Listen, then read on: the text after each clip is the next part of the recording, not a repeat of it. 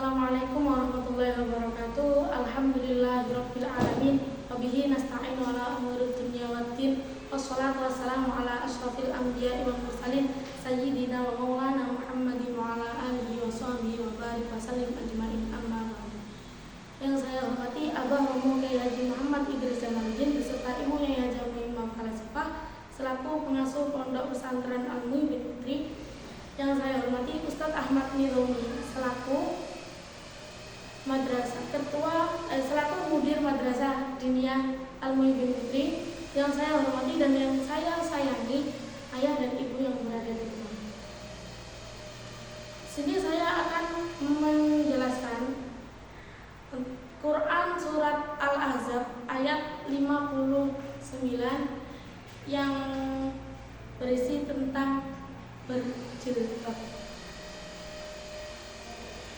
Makna global dalam Quran surat Al-Ahzab ayat 59, Allah memerintahkan Nabi Muhammad untuk menyampaikan perintahnya kepada orang-orang muslim, khususnya dalam urusan sosial yang berkaitan dengan urusan rumah tangga, yakni Allah mewajibkan bagi seluruh wanita muslim untuk memakai hijab agar terjaga kehormatannya, terjaga kesuciannya, serta agar mereka terjaga dari perbuatan-perbuatan keji. Dan demikian Allah memerintahkan kaum muslimin, memerintahkan wanita muslim untuk menjulurkan jilbabnya agar objek-objek indah dan perhiasan yang mereka punya itu agar tertutupi. Allah juga memerintahkan untuk menutup wajah mereka dan badan mereka agar dapat dibedakan antara mana yang budak, mana yang wanita muslim merdeka.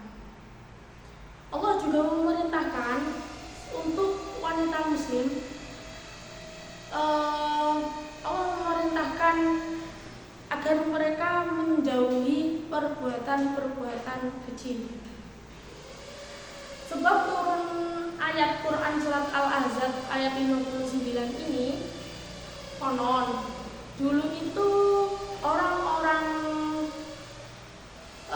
wanita di Arab ketika malam hari mereka itu buang hajat di kebun, di sela-sela pohon kurma. Nah, di situ tidak ada yang membedakan mana yang wanita merdeka dan mana yang budak. Dulu itu ada laki-laki Madinah yang sering menggodai wanita-wanita yang sedang membuang hajat. Nah, ketika laki-laki Madinah itu ditegur, mereka hanya menjawab, "Kita loh hanya menggoda budak saja." Dari situlah Quran surat Al-Ahzab ayat 59 turun untuk membedakan mana yang wanita merdeka dan mana yang budak, yakni membedakannya dengan cara berpakaian mereka. Kandungan hukum yang pertama, apakah seluruh wanita Islam itu diwajibkan untuk memakai hijab? Diterangkan dalam Quran surat Al-Ahzab ayat 59 bahwa seluruh wanita muslim harus memakai hijab. Nah, jika wanita non-muslim bagaimana? Jika wanita non-muslim itu mereka tidak wajib menggunakan hijab.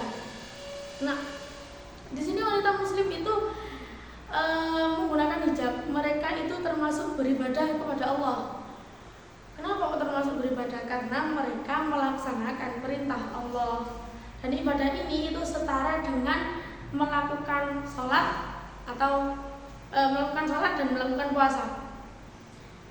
Kemudian yang kedua, apakah wajah itu wajib ditutupi, dalam Quran surat An-Nur itu diterangkan bahwa janganlah kalian perlihatkan perhiasan kalian kecuali kepada mahram kalian.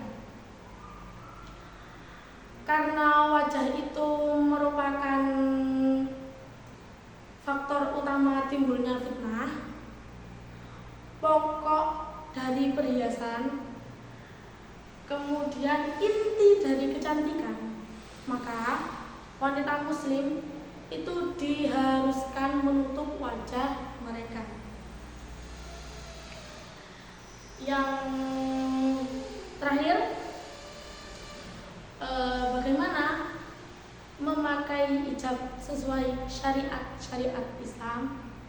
Yang pertama, hijab harus menutupi seluruh badan. Yang kedua, hijab itu tidak boleh tipis. Yang ketiga, yang ketiga ini perlu diingat ya, bahwa hijab itu tidak semata-mata menjadi perhiasan saja. Tapi hijab itu gunanya untuk menutupi perhiasan kita. Yang keempat, hijab itu tidak boleh terlalu sempit. Nah, jadi hijab itu harus longgar ya.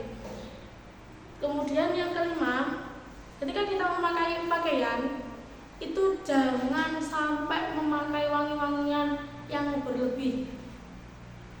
Yang keenam, perempuan itu tidak boleh memakai pakaian yang menyerupai pakaiannya laki-laki atau pakaian yang lazimnya dipakai laki-laki. Kesimpulan di sini, yang pertama, hijab itu wajib bagi seluruh umat muslim. Yang kedua, putri-putri dan istri-istri Rasulullah itu adalah panutan, tuntunan bagi seluruh wanita muslim. Yang ketiga, kita sebagai wanita muslim itu harus berpegang teguh dengan syariat Islam, serta kita harus beretika Islam dengan baik. Yang terakhir, Allah memerintahkan hukum-hukumnya itu demi kebaikan, demi kemaslahatan, dan agar menjaga kehormatan kita. Cukup sekian dari saya. Mohon maaf apabila ada kesalahan. Wassalamualaikum warahmatullahi wabarakatuh.